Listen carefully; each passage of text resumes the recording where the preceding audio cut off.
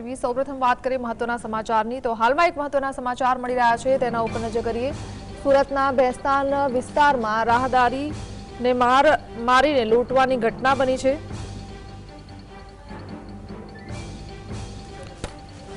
ભેસ્તાન પોલીસના પેટ્રોલિંગ સામે અનેક સવાલો ઉઠ્યા છે। ભેસ્તાન વિસ્તારમાં બાલકૃષ્ણ રો હાઉસ પાસે લૂંટારૂ બેફામ બન્યા છે। સાયકલ પર જઈ રહેલા રાહદારીને મારીને લૂંટવામાં આવ્યો છે। લૂંટારૂ લૂંટીને ફરાર થઈ ગયા છે। તો ઘટનાનો લાઈવ વિડીયો પણ સામે આવ્યો છે।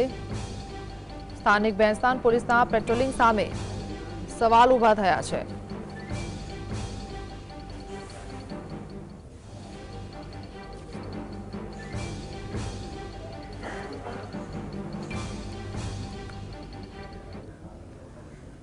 તો સંવાદદાતા શાહીસ આપણી સાથે જોડાઈ ગયા છે। શાહીસ, આ ઘટના જે બની છે લૂંટની, શું જાણકારી ને એક વિડીયો પણ તેનો સામે આવ્યો છે, તો હાલ શું તપાસ ચાલી રહી છે તેને લઈને?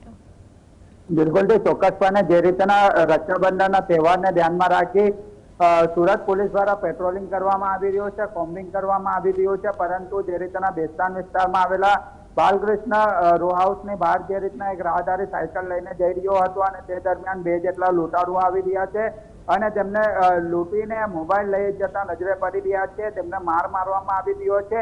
એક જાગૃત નાગરિક દ્વારા વિડીયો પણ બનાવવામાં આવ્યો હતો અને એ વિડીયો સોશિયલ મીડિયા પર વાયરલ કરવામાં આવ્યો છે। સમગ્ર ઘટનાને જોતા હાલ તો ભેસ્તાન પોલીસના પેટ્રોલિંગ પર અનેક સવાલો ઉભા થઈ રહ્યા છે, કારણ કે જ્યારે વાર તહેવાર આવતા હોય ત્યારે પોલીસ દ્વારા પેટ્રોલિંગ કરવામાં આવતી હોય છે। ત્યારે પેટ્રોલિંગ તો ઠીક, પરંતુ આવા લૂંટારુઓ કેમ બેફામ બન્યા છે, આવા લૂંટારૂને પોલીસનો કેમ ડર નથી રહ્યો, તે પણ એક મોટો પ્રશ્ન ઉપસ્થિત થઈ રહ્યો છે।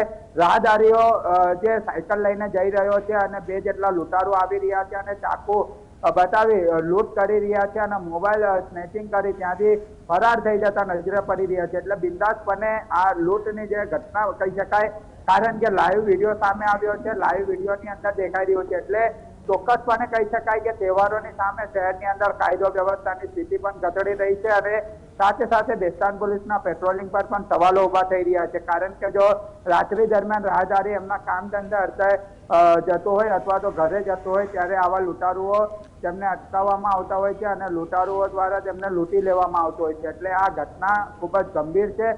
ભેસ્તાન પોલીસ દ્વારા આ વિડીયોને લઈને હવે તપાસ શરૂ કરી દેવામાં આવી છે અને આ લૂંટારુઓ કોણ હતા તેની પણ તપાસ કરવામાં આવી રહી છે, કારણ કે સીસીટીવી નહીં, આ લાઈવ વિડીયો છે અને લાઈવ વિડીયો બતાવી રહ્યો છે કે પેટ્રોલિંગની સામે અનેક સવાલો ઉભા થઈ રહ્યા છે।